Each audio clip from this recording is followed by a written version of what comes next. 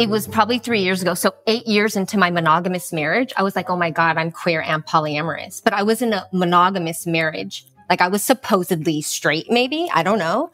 So I was like, how did I get there? And then I was like, yeah, I've had all these sexual, sexy, erotic escapades throughout my life. But even further than then, I was like, holy shit.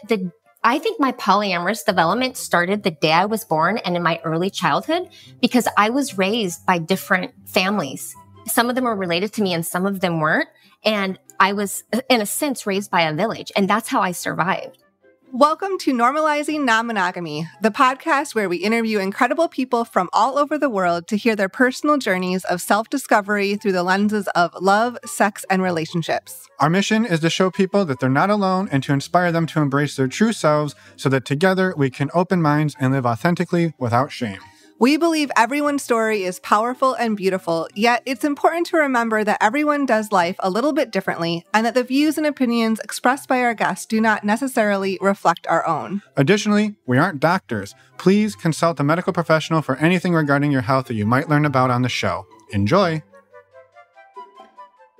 Well, welcome to episode 365. We're Finn and Emma, and this week we're back to our regularly scheduled interviews, and today we are so excited to bring you this conversation. You want me to tell you something that's exciting about today's conversation? What's that? Starting today, you can listen to one episode a day for an entire year. That's true, 365. Yeah.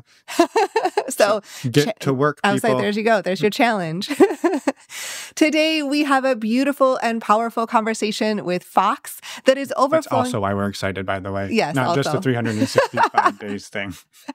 This conversation with Fox is overflowing with energy and so much love, as you will see. Fox takes us all the way back to where she feels she first started experiencing love through a polyamorous lens on the day she was born. Yeah, this goes way back, and as Emma said, it is a beautiful conversation. Fox was raised by multiple families, which she feels helped sort of pave the way for her coming out as queer and polyamorous 8 years into her marriage. Her and her husband have now been married 11 years and are figuring out how to navigate a mono-poly dynamic, and she takes us inside all of that incredible work that they're doing to sort of weed out all of the shame and bullshit that is piled up on them over their whole lives. Yeah, as you'll see, again, our interview here with Fox is full of so many different amazing conversations, and we can't wait to share it with all of you. Fox is also an associate therapist and loves working with all types of people, including queer and polyamorous folks. You can find links to all of Fox's work and photos of Fox, as well as photos of our other podcast guests in the podcast show notes over on our website, normalizingnonmonogamy.com, or down below in your podcast player. Yeah, if you end up on our website, click on the podcast tab and you'll find everything right there. Yes. You go. For anyone who is a premium subscriber, we're going to jump right into the interview with Fox now. And for anyone else, we're going to go through a few announcements. First announcement is about our premium subscription. In case you don't have any idea what that is, it's a way to skip these announcements up front and jump right into the interview. And don't worry, if you're worried about missing important dates for activities, events, and different things we have going on, we will still announce those in the outro, and they're always in our podcast show notes. To sign up for the premium subscription for just $4 a month, you can head over to our website and scroll down on the homepage all the way to the bottom, and you will find a link there. While you're over there on our homepage, you can scroll up a little bit and find our new shirts. They say, be kind, humaning is hard. Go and order yours. You can order t-shirts, long sleeve shirts, sweatshirts, tank tops. So we're really excited about these new shirts. Onesies for your baby. Yeah, go. Not yet, but coming soon. Coming soon. Go and check them out. Yes. And the other thing we wanted to remind you all about, one of those important dates that you didn't miss because you didn't sign up for the premium subscription, that's why you're hearing this, is our next speed friending event, which is on November 22nd. Our speed friending events, we've been doing these for years. Virtual. This is true. Very virtual. We use Zoom to put you in small breakout rooms. We ask questions that get conversations flowing. And then every 6 to 8 minutes, we will scramble the rooms, ask a new question, and you do this for about 2 hours. And by the end of it, you've got a whole bunch of new friends and ideally a smile on your face. Yes. To sign up for the November 22nd speed friending event, go to our website again. You can click on the events tab, or you can sign up right at the banner at the top. So we would really love to have you come join us. And next up, we want to tell you about our community in case a monthly virtual speed friending isn't quite enough juice for you. Yes. We also have a lot of community members join the virtual speed friending event. That's true. So it's a good way to get a little taster. Yes. For anyone not familiar, we have a virtual community. You can find out more information over on the community tab of our website. We have ongoing support in there and monthly Q&A calls and monthly women's and men's group calls as well. It's as little as $5 a month. So come join us, check it all out. We're excited to have you come join us. Join us and the other 300, almost 350 people. Oh, that's a good point. Yeah, that's not just Emma and me. There's other people in there. Yeah. Too. Smallest community ever. And last but not least, while you're on our website doing all the other things you were just doing, we'd love it if you'd check out the resources tab where Emma and I talk about or share some of our favorite resources that have helped us navigate non-monogamy over the last, many, many years. Many years. All right. One of those is our favorite way to get tested for STIs, which is stdcheck.com. We tell you about this every week because, well, if you're out meeting lots of people and maybe hooking up here and there, knowing your sexual health status is absolutely critical so you can work it into your sexual health, safer sex conversation. Yes, and very important. Very important. And the way Emma and I have been tested for the last many, many years is the service stdcheck.com. It's super fast. It is super easy, discreet, and it's actually really affordable at $129 when you use the links on our website, which saves you $10.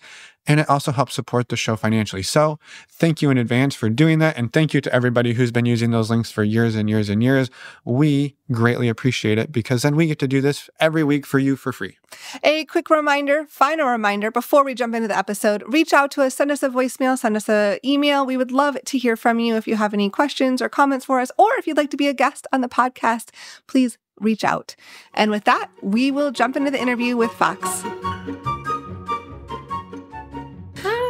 Hi, welcome to the podcast, Fox. We're so excited to dig in and get to know you today. Thank you for your patience in scheduling this as well. I know it took a little time, and so excited to be here with you, sharing space on this Wednesday afternoon, I guess. I'm feeling like this is going to be high energy. Yeah. It is. I have a lot of energy. I'm going to transmute it through the screen. Absolutely. Awesome. Perfect. Awesome. Well, welcome. As Emma said, we'd love to have you introduce yourself at whatever level you're comfortable, and we'll figure out how to go back in time and learn all about your non-monogamous life and journey. So, yeah. Yes. Thank you, Emma and Finn. So nice to meet you. My name is Fox Eros, and I'd like to start by honoring the land that I'm on of the Chumash and Gabrielino Tongva First Peoples. I'm an associate marriage family therapist. I'm also known as the polyamory therapist.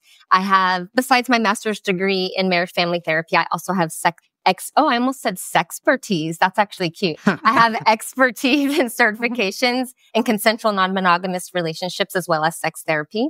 My identities are BIPOC, Black girl magic, multi-ethnic. Like I have a lot of stuff going on there, which I love. And then I'm she, her, femme. And my orientations are polyamorous, queer, specifically pansexual and panromantic, and PS, autosexual and autoromantic, which is where you're like turned on by your own self and body and you're romantic to yourself. So a lot going on. Yeah, it's a lot happening. In this one body, it's a lot for me. No, I think that would be a lot in most bodies. So I'm really excited and I'm grateful that you share all that. And I imagine it wasn't always like this, or maybe there wasn't always the knowing or the understanding. Yeah. Nope. No. All right. Well, then maybe we go back in time. Let's maybe start with, for you, what feels like the beginning? Because maybe it wasn't polyamory. Maybe there was something else or non-monogamy that kind of came forward first. So where did all of this feeling start for you? Finn, I'm just resonating with your soul right now because this is so completely like where I wanted to start. I was thinking about like, how did I get here on my journey? Because I disassociated through like most of my life. You know, even as a therapist, I just had so much trauma that I kind of put my identity to the side. And it was probably 3 years ago. So 8 years into my monogamous marriage, I was like, oh my God, I'm queer and polyamorous. But I was in a monogamous marriage. Like I was supposedly straight, maybe. I don't know. So I was like, how did I get there? And then I was like, yeah, I've had all these sexual, sexy, erotic escapades throughout my life. But even further than then, I was like, holy shit, the I think my polyamorous development started the day I was born and in my early childhood because I was raised by different families. Some of them were related to me and some of them weren't. And I was, in a sense, raised by a village. And that's how I survived. So we're going to go back to the day I was born. And I promise Emma's like, oh my gosh, I'm so excited. This is going to be a long podcast, but I'm so thankful. Let's go. Okay. Let's go back. Let's go back. Okay. So this is my story and I want to share it because it helps me to reframe and release so much shame. So when I was born, my parents had me on something called a midwife farm in Wisconsin. This is like a commune where people are just delivering babies. Like this is what they did back in the day. My mom was white. My dad was black. My mom's parents were severely racist. And my dad had been married when he got my mom pregnant. And my mom wasn't sure who the father was anyway. It was obvious when I came out because I'm a goldish shade of brown, but it was still like there was so much shame around my birth that I've even been told my existence was supposed to be a secret. So they had me on this farm and they left me there with the midwives and they went to San Francisco. So a few months later, my mother changed her mind and I was sent out to San Francisco. And when I got to San Francisco, I ended up being cared for by a different family, not even her, for 8 years of my life. From 8 to 18, I ended up living in various cities with different families. And I would say I had a total of 5 mother figures and 3 father figures. Some families were biologically related to me and some weren't. So at one point I did live with my biological mother. And that's when I endured a lot of emotional abuse. She had a lot of issues going on and it was instability, it was racism, emotional, verbal abuse. When I did live with my father, the few times I also experienced like intimidation and humiliation. So my whole childhood, I just wanted to be free. Like when people think, oh, I want to be a doctor, I wanted my freedom. And they also would expose me to adults and even strangers that in ways that just felt unsafe and exploitative. I say all of that because the people that raised me and took care of me, like the way I survived was like the school secretary took me in. My cheerleading coach, the townspeople, like the community. I get emotional just thinking about it, but those were the anchor points that helped me be the person I am today. So yeah, different families raised me. And looking back, I'm like, wow, I was raised by a village. That's when polyamory came in. The light forced its way through the darkness. And I learned how to develop a secure attachment and security to many different people. I was loved by many and I loved many. Literally polyamory. So that was like the start of my journey. Wow. Yeah, it has sadness and trauma. And I know my parents had trauma, but for me, it was frightening. But look, like that's polyamory. Right. Yeah. Well, and it sounds like in all of that, I mean, that it was almost safer to be able to love and form attachments with multiple figures, right? Because one wasn't stable or seemingly enough, right? Like if you just focused on one, you weren't getting enough, or seemingly like you didn't fit or belong in just one. It was sort of like you almost had to be able to adapt and be a chameleon in multiple. A survival mechanism, absolutely. Yeah. See, you two could be therapists. Like that's exactly what it is I adapted by being like in a tribe and just having different people meet my needs. And thank goodness. Cause I could have ended up like in this system, like if people had told on my mom that she wasn't taking care of me in the best way possible, but the townspeople, it was a small town. So they just came together. And when my parents would kick me out, like those people made sure I was fed and I got off to school and I had my permission things filled out and everything. But I did feel a lot of shame. So I've had to work through that. But that's absolutely where polyamory developed for me. That kinship, that intimacy of many people loving. But then it does get into like the sexy, erotic, flirty stuff in my 20s. So we'll go into that chapter too. Yeah. I want to get there. I just want to say like, I love that you're able to talk about it in this way and like look at the way it relates to polyamory, look at the way that it relates to where you're at today and how that has impacted you. And yes, is it full of, as you said, like trauma and a lot of really hard, unimaginable experiences? Yes, that's true. And you were able to pull out some of these beautiful pieces of it too. Yeah. And thank you. And if it wasn't for this podcast, I actually don't think I really had pinpointed my story. I actually didn't know. I've spent the last month trying to realize what happened and how did it happen. And I realized I've come out twice in my life. I forgot about the first time. But because of this this conversation we're having, I really wanted to understand my story. And I would just be sitting there like crying and typing. And then I would tell my lover, honey, guess what? I've always been polyamorous, or I've been queer for so long, but I only came out for the second time for reals, when I was ready for that paradigm shift and not to suppress myself anymore. Yeah. Mm-hmm. Mm-hmm. Yeah. Well, I would love to maybe, like, I know that we'll get into your 20s when it gets maybe a little more fun or sexy. That's excited for that, for sure. I think I would love to understand what it was like. I mean, as much as you're comfortable talking about what it was like in that sort of those formative middle school, high school years, as we're all trying to figure out what the hell does it mean to be human, Yeah. a sexual person that's interested in other people or dating. And you've got all this other like turmoil going on around you and all these other ways of loving and relating. What did it look like for you in that time? Like trying to figure out how to like date and fall in love or any of those types of experiences? I think I was kind of just acting on like impulse and human behavior. I had no knowledge of self or who I was.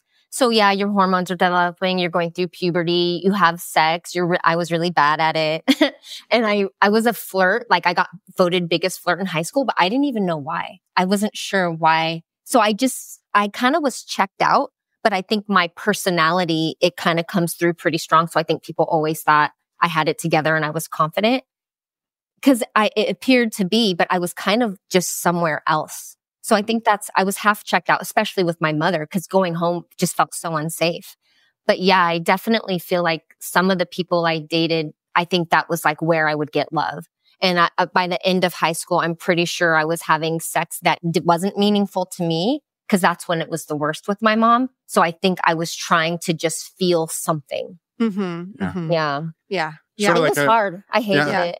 Yeah. Filling voids is like, because you're trying to feel anything. Yeah. It's super powerful to say though that you like in many ways that like you hated it, right? But I imagine people that saw you, like they voted you biggest flirt. And so I'm sure it appeared to everybody else that you had your shit together. Yeah, Fox has just got it together, having fun, flirty fun, and it's easy. But like on the inside, I don't know, this just to me is just a reminder that like what we see how people show up is really not a reflection of what's actually going on below the surface. Yeah. We don't know what actually people are struggling with outside of their appearance.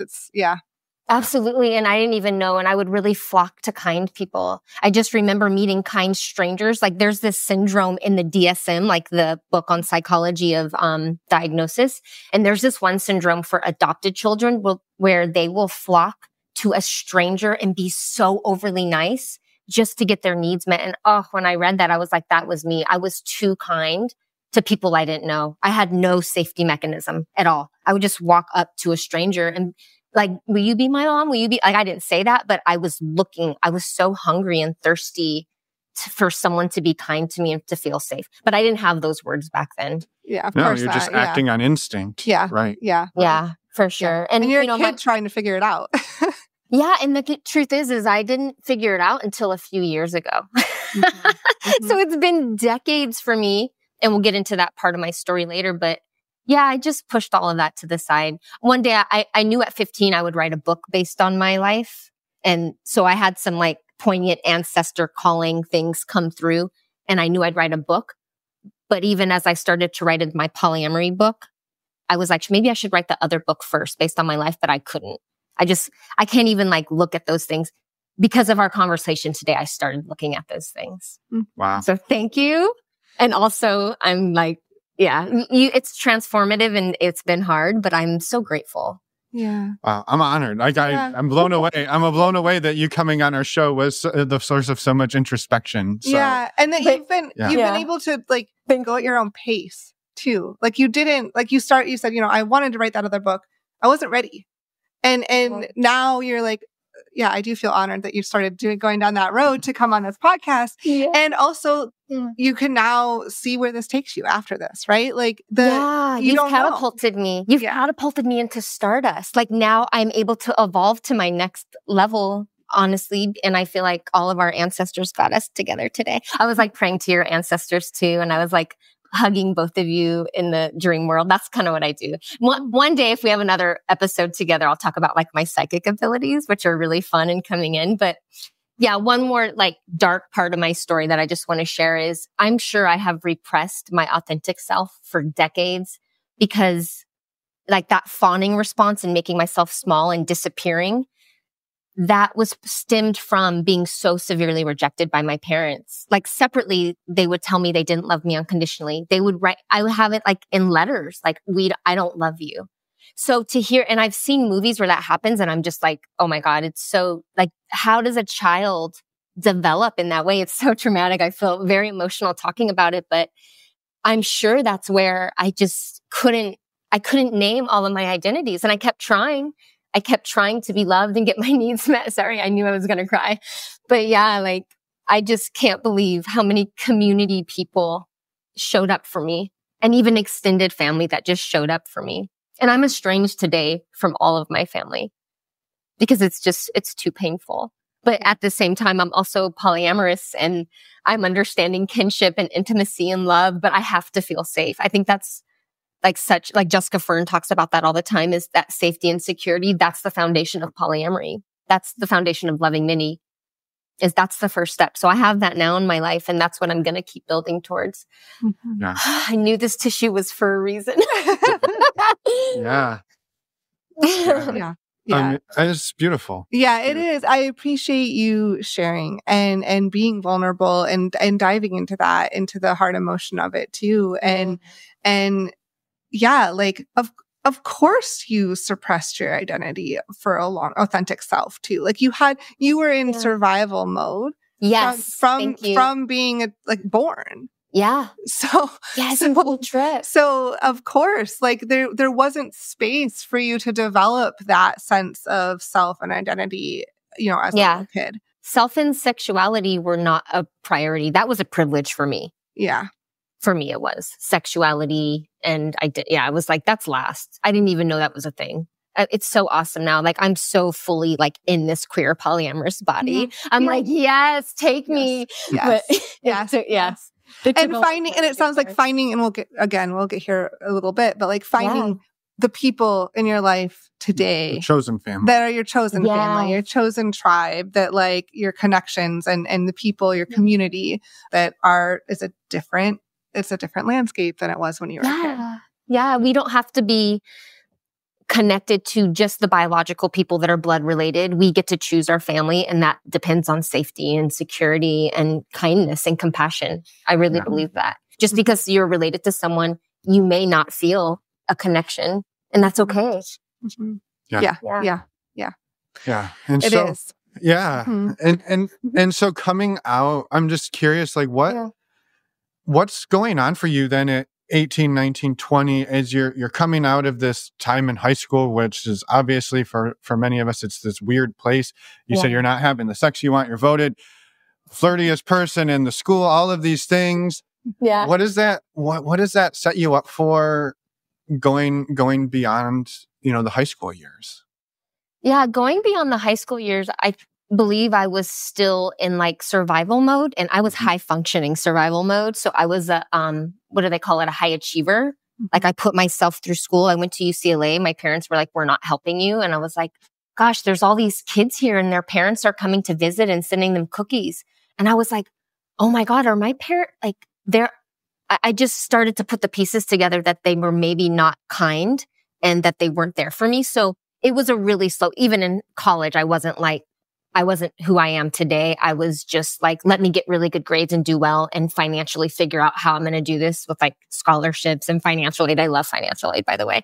And I think though later on is when I started to act out my identities, but not name them. So I would have my little cute threesomes, and I would be pansexual and be with like a femme.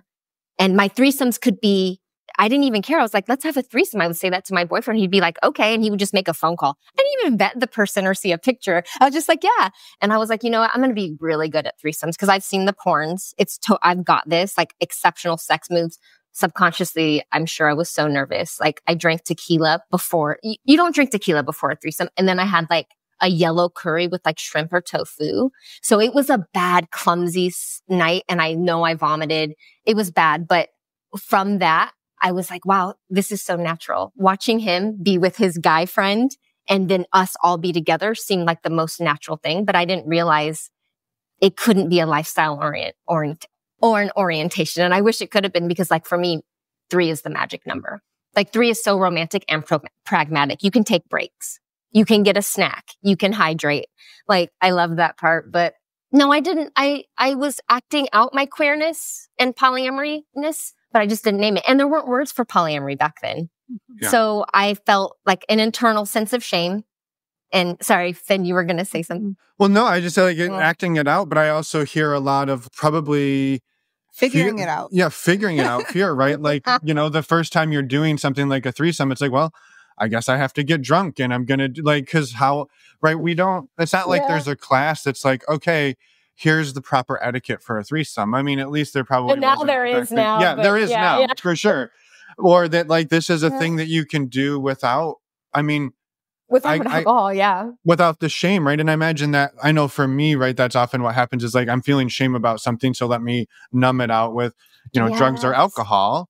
And so like, that's what I kind of picked up in there is that, yeah, you're starting to act it out, but having to fight through layers of shame for it to come through. And how do you cope? How do you cope with the shame to act out your identities?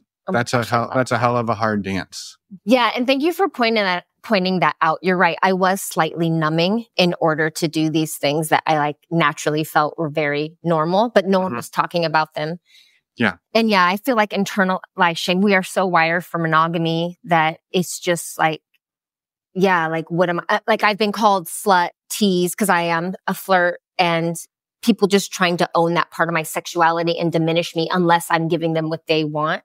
So I carry that shame with me. And now I'm trying, like as a sex therapist too, and the polyamory therapist, I'm working on releasing that. That paradigm shift is something you work through and you grow through. And it's just part of it because our culture is a hetero-mononormative culture. Like it's compulsive and it's damaging. And I do want to talk about that shame. Actually, can I get into the shame a little bit? Okay. Yes, please. So this is a part that like I really studied for. So I wanted to talk about the social and cultural shame that our society puts on us on anything outside of monogamy or heterosexuality. So when I was researching for my book, I was looking at monogamy, and I'm sure you both know this, but like a monogamy was not the original way to love. I didn't know that. No one fucking told me. And I'm pissed about it because I was like following all the fucking rules to escalate to monogamy. But monogamy was actually a product of marriage, and marriage was brought in by heteronormative European Christian settler colonialism.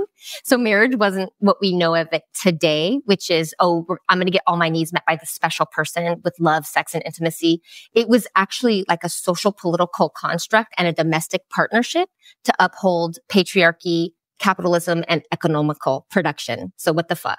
So before European contact, indigenous people shared power and they had diversity in gender and sexuality. But because of indigenous erasure, we've only been taught European settler ways. So people have no idea that there are infinite and expansive ways that we get to love and express our gender and our sexuality.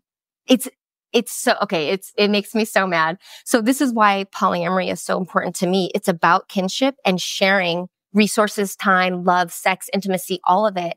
But monogamy has been so toxically and compulsively pushed on us that it's damaging, it's unrealistic, and it's oppressive. And it's so bad for our emotional well-being and our mental health. Because if we want to go outside of it, all of a sudden I'm severely shamed. But it's like there was something before European contact. Like there was something before and it was sacred. So yeah, I just won't stand for it. And that's why it's part of my calling. Yeah. To figure this shit out. Right? Yeah. Totally. Well, and that shame, right? That's what, maybe not the only reason, but like that's what drives a lot of us to maybe get drunk before a threesome. Yeah. And then what happens when you're drunk, right? Consent is harder. Violations happen. Things, trauma starts to come in. You get, assaults, all sorts of stuff comes from the shame of, well, I'm interested in doing this, but in order to do it, I have to fight against hundreds or thousands of years of institutions or, piled on shame. So I'm going to get drunk, and then something goes wrong, and then everybody comes back and says, see why you don't do that? Look what happened. Yeah. Right? And then it's this self-fulfilling bullshit spiral. Mm-hmm.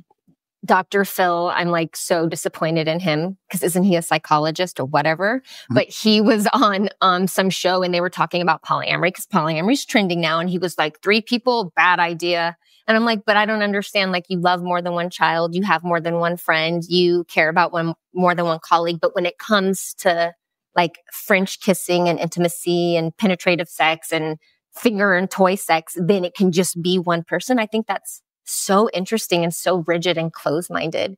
Mm-hmm. And by the way, I wanted to add, I got a lot of that wonderful history and information from a TED Talk called Heteropatriarchy and Settler Colonialism by Reed Gustafson. I wanted to honor that person. That's where we'll put a link in the show notes. Thank you so much. That's awesome. Yes. And so, I just wanted a comment on that. Like, as you were talking about that history, it just reminds me of the generations of trauma that has happened throughout history, right? That in different people, different bodies experience it differently. Yeah. But I don't know if you've read the book My Grandmother's Hands by Resmaa Menakem, but that's I just had to read it recently. And so that's like what's resonating for me right now of like that history. And of course it piles on. And of course, like, we're having to push against that and learn how to actually heal that shame. Yes. Thank you for bringing that book up. It's so powerful. And I only read 1 chapter because I was like, he's like, just breathe through it. If it feels traumatic, just breathe through it. So I was like, but I was like, it's so good. Like when he talked about the lizard brain, the rational brain, and how information doesn't even get through unless you feel safe. So I need to read the rest of it. Just go slowly. It's a lot. Just don't rush it because there's a lot there. So I love that you read it though. That's so beautiful. Yeah. Yeah. It is a gorgeous, it's a really great book. Isn't it interesting that like the ways we behave are completely influenced by our environment? Because if we were raised in tribes and clans and groups of people that all just like indigenous people, they would survive in groups and they would protect each other and they would take care of each other's children and share their resources. And I think sexuality is, how did it come that it had to be so like gender and patriarchy and hetero like focus? Isn't that interesting? Why sexuality? It's so controlling. And even in my femme body, I have felt so controlled in that way. And coming out as polyamorous and queer has allowed me to own that part of myself. But it's devastating because if we were just brought up in a culture that was so open and you could just be who you were and we didn't shame. I mean, we could just focus on like helping people that are in war or hungry or like having trauma. But instead we're like, you can't do polyamory. And why are you queer? It's like, but we're all kind of queer, aren't we? Like, right. I don't know if anyone's truly on the end of the spectrum. And if they are, that's wonderful. And I advocate for monogamy too, as long as you're safe and secure, but let's know where like our relationship choices are coming from and that what we see is not all there is. We get to be expansive humans. Yes. Yes. Fuck. Yes, exactly. Like that's what we always say, like even this podcast, we are not saying monogamy is bad. Not at all. No. It's just not the only way. And that there's other opportunities and other experiences and other ways to relate. Amen. A woman. Yes. Yes, Emma. I love it. Yeah, I love that. I'm curious for you, Fox, as you're moving then through your story and through your journey. Yeah. How are you finding ways to embrace, some of these new identities, or maybe again, they're not necessarily new, but they're new to you being able to maybe feel them, tap into them, express them. How does that go for you over the next, whatever, couple of years or decade as you're like feeling your way into this, fumbling around with the drunken threesomes, maybe they start to smooth out or whatever. I mean, you found your perfect number. So that's at least something. Okay. Yeah. I have so many things I want to touch on. Thank you. Thank you, Finn, for like helping me organize my thoughts.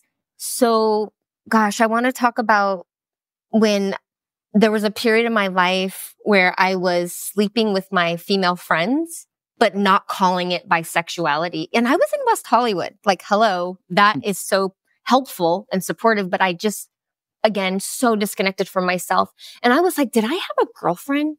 I never thought I had a girlfriend, but I had one best friend. I loved her. We would have sex, go to Target, run errands, like eat lunch together and laugh. And I'm like, was she my girlfriend? But I don't think we named that. And I think even her mom was like, if you don't marry a guy, you could totally marry Fox.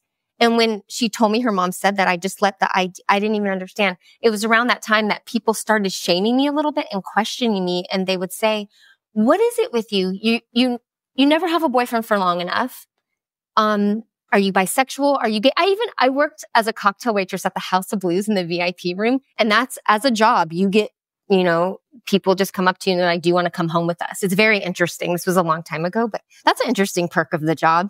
And I remember this one couple, I usually said no just because I didn't feel safe and I didn't know them. And this one woman said, do you want to come home with us? And obviously she's pressuring me. And I was just like, I don't know. And she goes, well, what's wrong with you? Are you gay? Are you straight?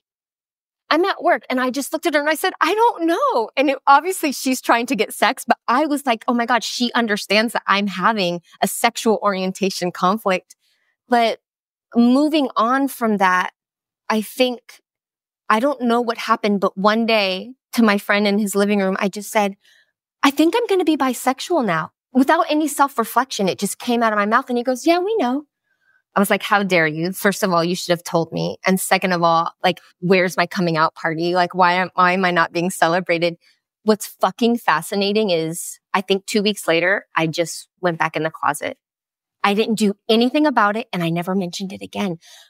My mind is blown. When I look back, I forgot that I came out. How do you forget that it was like, haha, just kidding. I'm coming out. Now I came out a second time and I'll get to that later. But as a therapist, I'm like, what the fuck? And, with complex PTSD, that just took a precedent. And in your 30s, I think your trauma comes up even more. Like even with my clients, it starts to really come up and you have to like sort it out. So my sexuality just went bye-bye. But I remember seeing movies like Bandits and Vicky Cristina Barcelona. Have you seen those movies? When I saw those movies, I had a longing in my body, and it wasn't sexual because it wasn't about the sex scenes. I was like three people. There was something about three people being romantic with each other. Oh, it was like a dream. But I never thought I could do that. I just didn't think, I hadn't seen it be done, so I didn't know. But I will talk about my most significant throuple, which I fell in love and still wasn't calling myself bisexual or anything, but I would hang out with this couple. I thought we were going on platonic dates, but they probably knew what they were doing. I was a unicorn. I know people use that term in a derogatory sense, but I had a really beautiful, loving experience as a unicorn. And I liked it with these people, but we would make out. We were like super cute. We'd French kiss in clubs and bars, and people would either like applaud us or they would look at us in disgust and distress. And I'm like, how is an extra tongue stressing you out? Lean into the pleasure of it. Like there's awful things going on in the world. People were so like activated by us French kissing, but we ended up talking about having sex and it was so beautiful and consensual. And we did that and we would do that here and there. And I never called him my boyfriend or girlfriend, but I really loved him. And at the end, I did want to escalate. Like at first I liked not being part of the domestic obligation part of their relationship, but eventually I wanted more. And I thought, well, I can't have more with them. I didn't even ask them. They loved me. They probably would have said absolutely, but I ended up moving out of town. And the first thing I did is like, I'm going to date couples. And I got on an app and I was the first couple that was interested in me. I was like, nope, never mind. Goodbye. Back in the closet. I just kept going back to the closet. And it was just easier for me to be in that heteronormative dating script that was just so familiar and safe. But I kept trying to like not repress myself and I couldn't. Mm-hmm. It's exhausting. It's exhausting to go back and forth and have no fucking idea why you're doing it. Yeah. Yeah. But just like something in you kept telling you, nope, not now. Nope, not now. And having to go back. And where did that lead you then? Well, I had a workaround. Subconsciously, I didn't know until I was meeting with you two. Like you two are like the reason. Like I'm going to dedicate my book to you. I've been telling my lover all week. I'm like, honey, because of Emma and Finn. He's like, this is amazing. Once I didn't and then allow myself to date couples. I just went back to dating cis males, and I would ask them, would it be okay? I know you and I are together, but would it be okay if I'm intimate with a femme, like a female person? And then maybe if she likes you and we all like each other and there's consent, maybe we could all be together. And that was my way of trying to have consent. Like consent wasn't like a huge word people were using back then, but they all said no. And I was like, what the fuck? And I, of course, honor their boundaries. Maybe they like being monogamous or maybe they're demisexual. And they were just like, but I was really trying to get my needs met. And I felt so not diminished, but like disappointed, but I conceded. I was like, okay, because I didn't know where are the people that would say yes to this. I thought, and this is a generalization. This is a stereotype that any man would be like, yeah, I want to have a threesome. That's not necessarily true. Absolutely. So I just went back into the closet and stopped asking. And that's when I actually met my lover now of 11 years that I've been with. And I was with him in a very monogamous relationship. And fun fact, they say don't make any significant permanent decisions in new relationship energy. I totally eloped in new relationship energy. I barely knew him. I was like, we should get married. He was like, sure. So we did that. And how early on? I'm just curious, like what was the timeline of that? He was my coworker and I knew him for 4 months as a coworker. Okay. And then the first time we like went out to coffee, he had just told me he just got out of that relationship. And I was like, awesome, because I really like you. And he's like, well, I'm not ready. I was like, no problem. He's like, and anyways, I can't date people that I work with. I was like, quit your job. I was like, bitch, I'm the one. I knew. I was like, this person is, I knew I could feel it. And then I think a few weeks later, he decided like he did want to see me. And the first time we like made out, I was just like, we should get married. So I just dated him for like 2 weeks. We should get married. And he was like, okay. He's like, well, what does that mean? I'm like, well, I'll get a ring out of the bathroom. And like, when I come out, you get on one knee and then you just put it here. And he was like, okay. And we did that. And then I was like, well, should we go and like have like a ceremony? Because we're both kind of estranged from family. And he was like, yeah, well, he wasn't at that time, but I was. And he said, well, we realized Father's Day was the next week. And I was like, well, let's do it like in a month and we'll go to Big Sur and we'll just do it. So we eloped and that was it. And we didn't even live together yet. We hadn't had sex. Usually I'll have sex first. I got to like make sure like we got a vibe. It was amazing. But we're still together.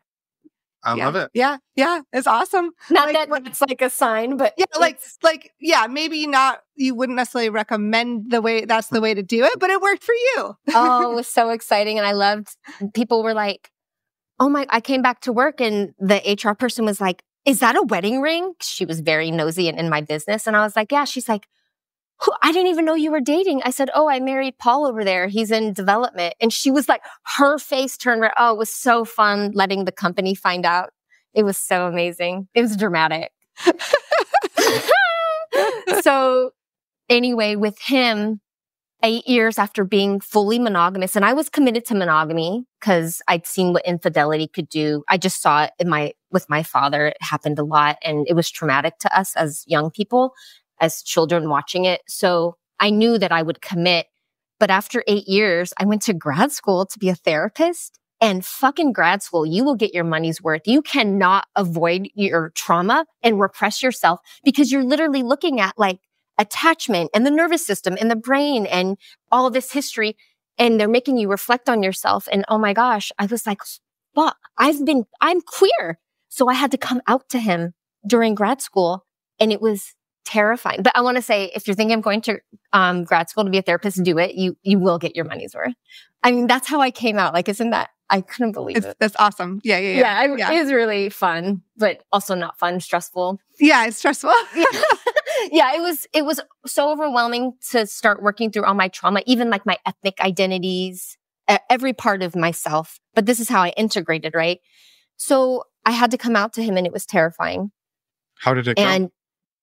Well, I didn't know this until a few days ago. And then I felt so emotional and sad, but it felt like a betrayal because him and I had always talked about if you ever cheat and there's an infidelity, we will end our relationship because for us, we have trust and abandonment issues. So we couldn't do a non-consensual thing.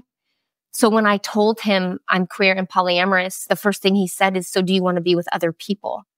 And that felt like, in a monogamous world, that felt like fucking betrayal. And that, I think, was slightly traumatic for more him than me. But we had really long, ongoing conversations throughout the last 3 years of what polyamory means to us and how can we be in a relationship like this. And he was open to it, obviously, because we're still together. I didn't want to lose him. Like, I had built so much with him and invested so much in him. So I really, he's important to me and I didn't want to lose him, but I also couldn't suppress myself anymore. I was so exhausted. So it was worth the risk. Like, I had just disappeared myself so many times. I was fucking finished. And I was trying to be a good wife and I was trying to be a socially acceptable person. And I just was like, I can't do it anymore. It was awesome and terrifying. How did you two move through that? So, I mean, in some ways, I can totally understand like his feeling of it being a betrayal, but in other ways, it's a very much I don't want to betray us. Let me be honest about who I am so we can talk about how we do this. Yeah. And it's I think it's fascinating to me how there's two sides to that same coin, and you can feel one way and somebody else can feel a completely different way. I'm curious how you two were able to like move through that. You're still together. You're now exploring in some fashion non-monogamy. How did you two put those pieces back together? I think we first of all grieved the loss of what we did have, of that monogamy culture of you're the only one for me, because that does feel really special and good. And we just kept going really slow and talking about what would scare you, what would make you jealous, what wouldn't be okay. Could you see me being sexual with someone else? And I'm it's a mono poly mixed orientation relationship. So he's monogamous leaning or polycurious, but I'm the polyamorous one. So he has to benefit in order for this to work. If he goes into trauma mode because I go too fast, I'll lose him. And that's just not okay with me. So it was just a lot of difficult conversations. I think he was really sad for a while and I felt really insecure about that. But the conversations got deeper and more intimate and more transparent. And then we started to show up more as who we were, exploring our sense of self, sexuality, our sex changed. I feel like everything changed in such a deeper, more intimate way because we were having conversations that I feel like monogamous people may or may not have. Like we're talking about, would you date that person? What turns you on? Do you want to go to a sex party? What kind of kinks do you want to do? But also, what would it be like if I loved someone else? And I loved you and you still met my needs, but this other person met my needs, or I'm crushing on this other person. I get aroused thinking about him being with other people. I could feel jealous too, but I feel more aroused, which is like fun. Like the other day we were hiking and I was like, what if I had another husband? What would that be like? And then like, if we did have sex and you were tired, then that person could have sex. And as we're talking about it, I was like, wow, I feel like really aroused. And I didn't expect that. So I think that's a fun part of my existence. But yeah, we keep having deeper conversations and they're not always easy. And sometimes when we're in conflict, it feels harder. It feels like, is this okay? And I have that internalized shame too of even if I self-pleasure to someone else while I'm with him, if I fantasize about someone else while I'm with him, or I'm fantasizing while I self-pleasure, or I have a crush on someone, I do feel a sense of internalized guilt and shame. And that's from monogamy culture because my mind is a free sexual thing. Like I don't have to have any rules. Yeah. So I'm still working through that. And I think I always will. And that's okay. And I can talk to him about that and he can talk to me. Mm-hmm. Yeah. It's evolving. I think we'll always be evolving. Yeah. It sounds like very much even though it has been a few years, you're very much still like figuring it out. Like you said, you always likely will be because we grow and change and evolve as humans. And so you're going to have to come back to these conversations over and over and over again as you both, shift and change. Yeah. And I think it escalates too. Like, well, can I date this kind of a person? It's like, yeah, okay, I'm comfortable with that. Well, can I date this next kind of a person? And it just keeps escalating for me because I want like that ultimate freedom, but I can't freak him out too much. Yeah. So, yeah, I appreciate too what you shared around like going, some other guests recently called it going at the pace of trust.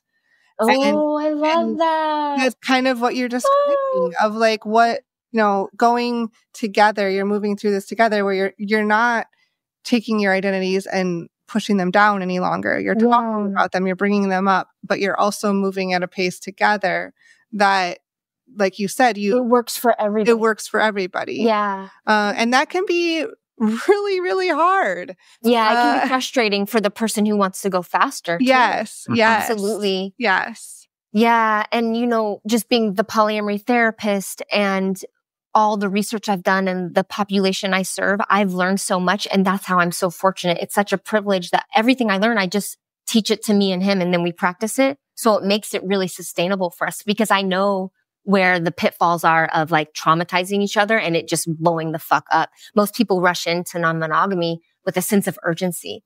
And that's where a lot of shit can happen. And I understand it's so exciting, but it's also like too fast sometimes. But we're so excited.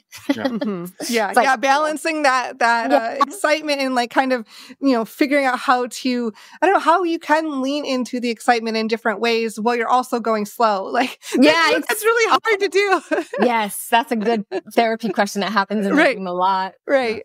Yeah. Well, I think in that, right, it's not even just, sometimes it maybe is just like, oh, I really want this. I think a threesome would be really fun, or being non-monogamous would be really fun. But other times it's deeply who we are. And so when you're facing that, when it's not just like, oh, it's a fun thing I want, but it's like, this is a part of me that feels free. Like this is actually what I feel I've been missing. It can be really hard to be like, oh yeah, I'll just pump the brakes a couple more years or another decade or two. I'll just put it back in the closet because it's too hard. And that's kind of traumatic too, especially for people that have been repressing themselves. So yeah, sure. Like in our dynamic, I can go really slow, but in other dynamics, I'm sure it's almost painful to go that slow. Yeah. And I want to, oh God.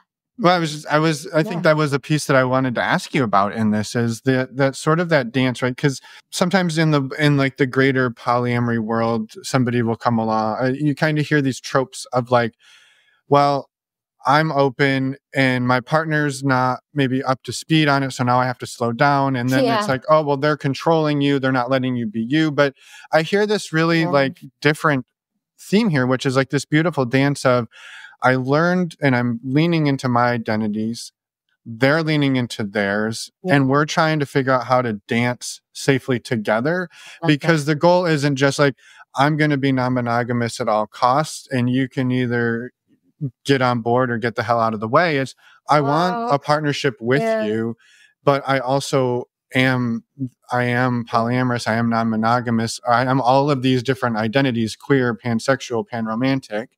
So how do I have both? And they're trying to figure out, how do I have both? And both people are trying to figure out how to not lose what you already had while bringing in more of who you are as you're figuring it out, which is not an easy dance. I know, right? The relational skill capacity is like fucking at like 100. And that's why when people are like, oh, polyamorous people are just having group sex. First of all, like kudos, awesome if that's the case. But polyamory is the one term under the CNM umbrella that is intimate and connecting, has that emotional romance. So yeah, polyamorous people are trying to have many relationships and maybe one primary or one that they're with like a nesting partner. Ooh, that is so difficult. You don't want to traumatize everybody and you do want to keep each other. And yeah, some people just they don't want to have more than one lover. It's complicated. It's exhausting. They're like, I'm at capacity. I only want you. And then you're like, okay, well, I'm going on a date. Oh my gosh. So yeah, that's like kind of what I do, is I try to help people navigate that really tender, precious thing. But I think as more safety and security builds, I think it's a lot easier. I think, unless someone's truly not into polyamory, and some people will stay just not to lose the person, but they will be devastated constantly. And that's hard. That's hard to watch. Mm-hmm. Sure. I think that's, I think the dance you're trying to do with your partner is amazing. And right, that's not to say that there aren't times where people reach an impasse. Like, this is just too hard for me, and not doing it is just too hard for you, or vice versa. So ultimately this is just not working anymore. Yeah. But it sounds like you and your partner are still doing the dance and still figuring it out. And I would love to just understand, like, what it's actually looked like. Have you like been able to start going on dates and start building some of these connections? And how have you been able to maybe be the gas without going so fast that you are causing ruptures and triggers all of them? Yeah, that's a good question. I've had crushes. I think I went on a date, but it didn't end up what I thought it would be. And gosh, even having crushes has made my insecurities come up so much. I feel like a teenager, because when you're in a monogamous relationship, you're inherently secure. So to then put your heart back out there, it's so vulnerable. Like, I think polyamory it's fuckery. Like, it fucks with you. Like, sometimes it's inconvenient for me to be polyamorous. I'm distracted. I'm turned on and I like everybody. And that can be problematic, like trying to be a normal person walking around in the world. So I feel like I had a date. I feel like I've crushed a bunch, but it hasn't materialized into what I want. And my dream is to have another primary partner, maybe not like a husband, but like I want to be the hinge in a triad, or if we're a throuple. I don't know if my partner would want to be with who I'm with, but I would love another serious, like I'll call it serious, but I want someone that also has another primary. Like, that would be my ideal, because then we could both have low capacity of time, but be super flirty and romantic and have dates. But I haven't found that person, but my psychic says they're going to be here in December. So I don't know, but I do believe it will happen because my partner would be okay with it. And so I'm open to it. It's also problematic because I'm an introverted extrovert. So I don't really want to date on the apps. That has nothing to do with introverted extrovert, but I'm old school and I really want to meet people in person, but I'm an introverted extrovert. So that's a problem too. But yeah, I would love another lover in my life. Mm-hmm. Yeah. Mm-hmm. Yeah. And I love that you're putting that out there. Like, this is out there. I'm holding this. It will happen hopefully at some point, and I'll get there. Like, and that maybe that's partly of, it occurs to me that like that, putting that out there and like fully believing that I will get here at some point in my life. It might look different than what I'm thinking. I'm not sure, but that like having that, I don't know, I would imagine that it kind of helps you with the pace. Because you're like, no, I'm on this path. I'm on this journey, looking at it as a journey and a marathon, not a sprint. Right. So to work with your partner along the way. And honestly, your own speed of safety and trust too, because you have your own things that have happened in your life that like have impacted where you're at. Yes. Thank you for seeing me. It's so true. I think I might be more demisexual than I thought. And I didn't realize that about myself, but I think I do need an emotional connection. I'm sure I could find some willing person like, hey, do you just want to fuck? Like, that could be a thing. But I'm very romantic, and I would like a lover in the sense that I have one now, but maybe not as much time dedicated. So that's why I would love if they had another lover. And then I'm a kitchen tabler fully. Like, I want everyone to meet and love each other. I know it's a fantasy. It probably won't happen that way, but yeah, I know one day I will have another lover, and I hope it's probably a long-term one. Mm-hmm. Yeah. Mm-hmm. I don't think I'm just looking to hook up. That's probably not who I am. But yeah, talking about it and planning for it, I think it helps my lover because he moves at a much slower pace. And as far as taking risks, he'll be pissed when he hears that I said that. He's like, that's not true. I'm like, honey, it's kind of like, I'm a little bit more of a risk taker. He's like, okay, whatever. So yeah, we'll see who my ancestors send me to love. Yeah. Well, and I love too, Fox, that you love like, yeah. No, I'm excited. Yeah. I'm looking forward to like the throuple picture or something cute. Yeah. Sorry. Go ahead. No, the Christmas card with, three of you on Santa's lap. Oh, like holding it. It's like prom. I love it.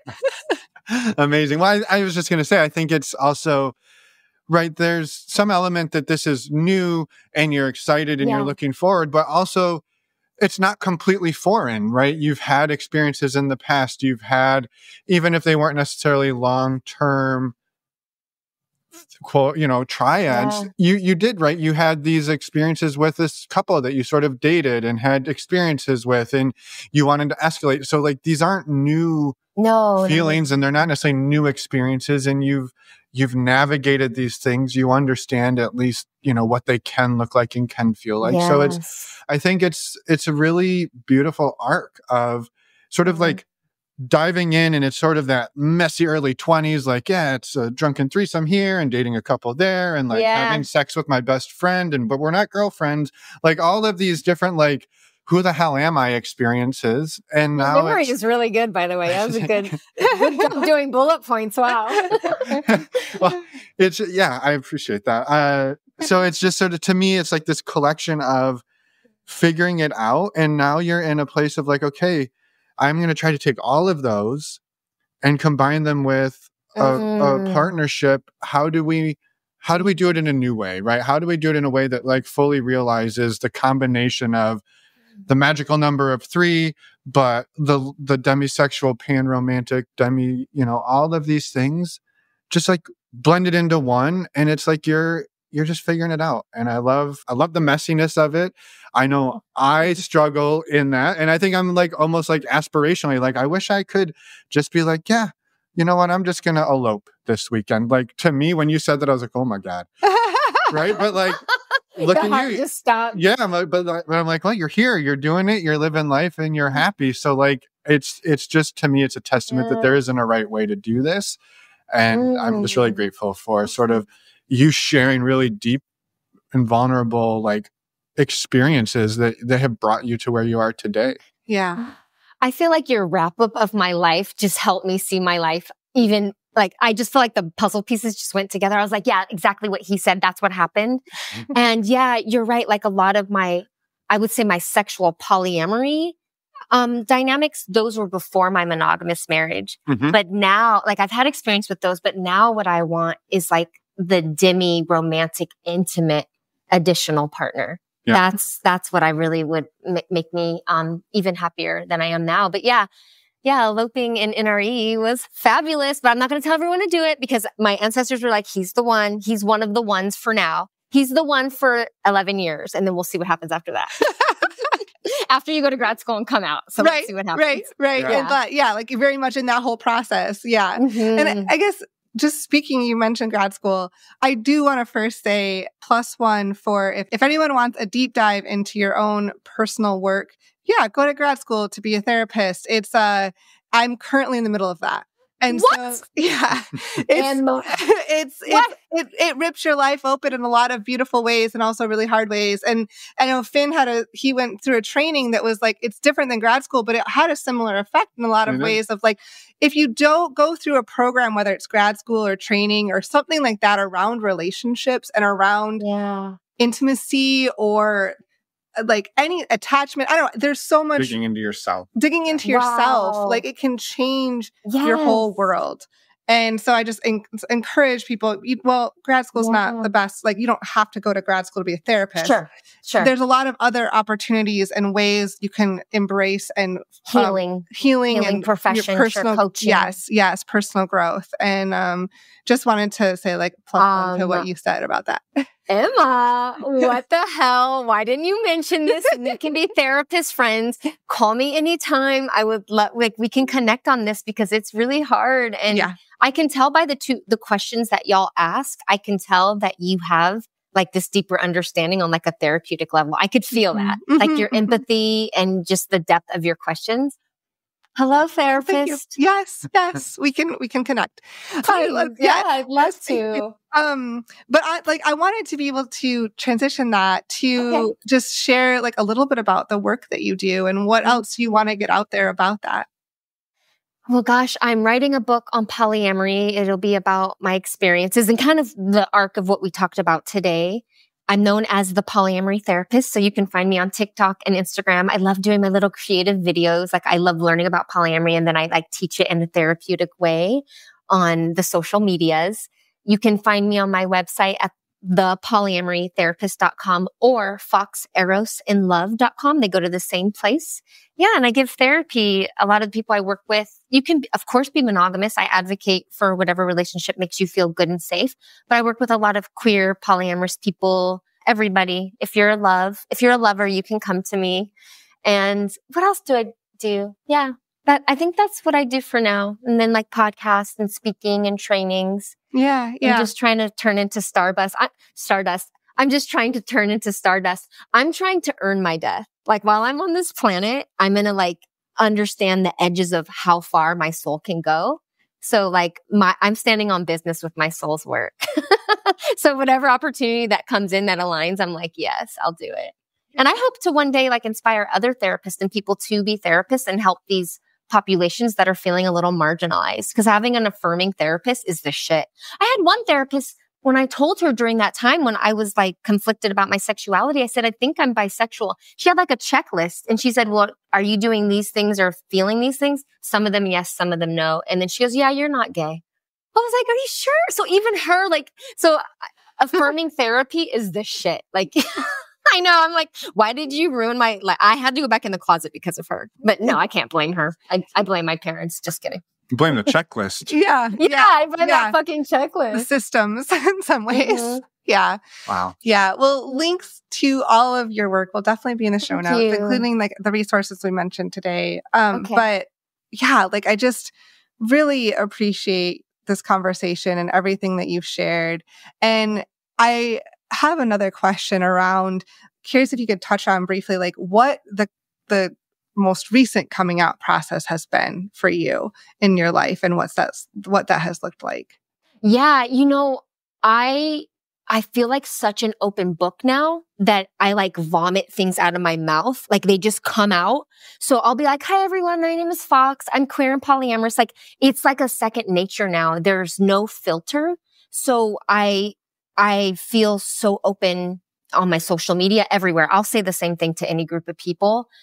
I have been in situations where I will leave my signature out of an email because I am afraid that they're going to be like, what's polyamory? What's non-monogamy? So more conservative people, I might not come out to like in an email, but generally any group I'm in, even like in my group supervision at the place where I'm employed as a therapist, I just come out. So the last time I came out was probably like 2 weeks ago if I was around someone new. Yeah. You know what? That's not true. Thank you. You just helped me remember. I came out at a brunch and I was crushing on this person and they're monogamous. And this is a problem when there's monogamous people and you have to find a way to tell them like you're married. So I knew they liked me. They're being very like cute and touchy. And I really liked that. But then at one point I had to say, yeah, my husband, and I could tell they were like, oh my God. And I was talking about being queer and polyamorous. And I felt very nervous. Like I felt like I was going to be judged. I felt like they're going to think derogatory things of me, like that slut and things like that and not understand. And I got some interesting questions at that brunch.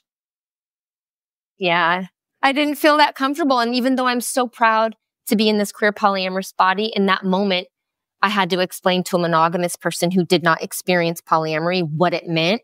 And even my autosexuality was questioned. And I think someone said, is that a form of narcissism? And as a sex therapist, I was like, that's a form of self-love. Like I just, when you're around people who don't get it and they're not aligned, it feels vulnerable. But I won't stop coming out, but I will protect myself if I don't feel safe. Yes. And I will, if someone's going to diminish me. Yeah. But yeah, I'm going to keep trying to come out as much as I can because I'm fucking trying to radicalize this shit. I'm trying to be like out forever. So we'll see what happens. Yeah. That's a good question. Thank you. I forgot about that. Mm-hmm. Yeah. It's a powerful thing to be able to do. And, and it's so hard to do. Right. And like you said, it's vulnerable. I think too, to give people the permission to say like, I'm out at this brunch, but not at that brunch. Right. Yeah. Like that's okay. Right. You just because you are out in some capacity doesn't mean you're not allowed to protect yourself, right? Like that. That's what I love the part that you added. Like you're out as like, but that you will take still steps. Mm-hmm. That you're out, but you will still take steps to protect yourself. Like assess the situation because as a BIPOC person too, I do it all the time. Like if there's no other like Black or brown person around, I am very careful of just my surroundings, making sure that I'm safe. I have to do that. I've been taught to do that, and. Yeah, it's vulnerable. It makes me feel insecure, but I know my power. But sometimes you have to protect your power. Mm-hmm. And that's okay too. Yeah. We have an interesting life, don't we? Yeah, without a doubt. Yes. Well, thank you, Fox, for coming on and sharing a bit of yours. We wanted to, express a ton of gratitude for that, for reaching out and for being here. Yes. And for all of the self-reflection you've apparently done in preparation for this. We had no idea we were part of the journey so much. You're a catalyst for my evolution. You catapulted me into stardust, Emma and Finn. Yeah. Oh, amazing. Thank you for that. Yeah. Thank you. I guess before we let you go, is there anything else that's on your mind that you want to get out in the world today that you're feeling the need to share with everybody? I think I want to tell people, if you are feeling another way to love, explore it, look on the internet, find people that resemble what you're feeling, get support, maybe get a therapist if you can. If not, just have like-minded people around you.